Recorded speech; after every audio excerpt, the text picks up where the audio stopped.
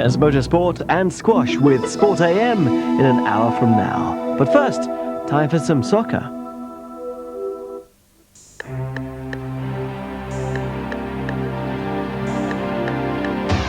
Endsleigh League Extra is sponsored by Endsleigh, providers of household insurance. We're in a league of our own. You are the number one.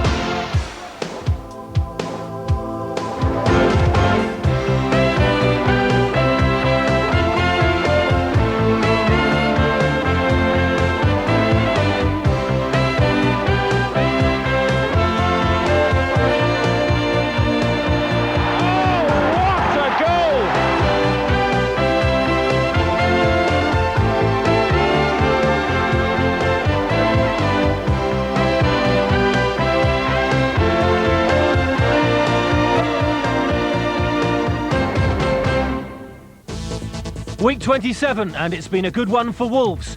Through in the FA Cup and back up to second.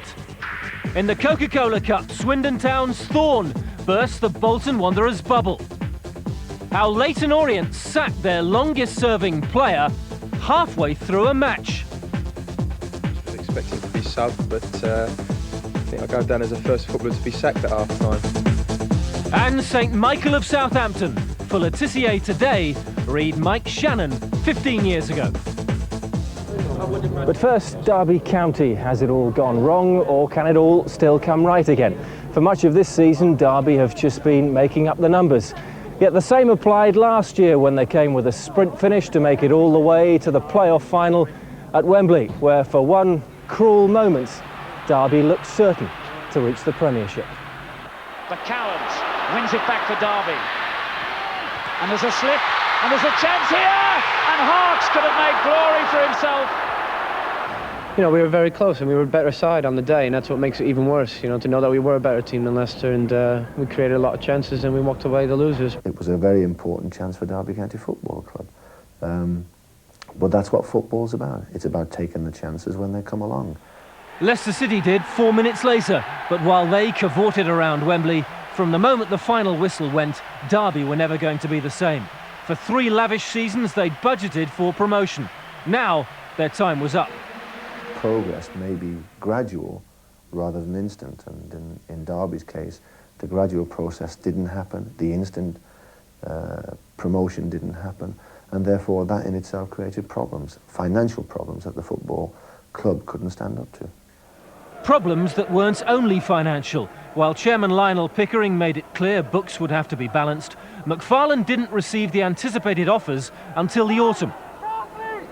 In October, an on-off, on-again deal finally took Paul Kitson to Newcastle for £2.3 million.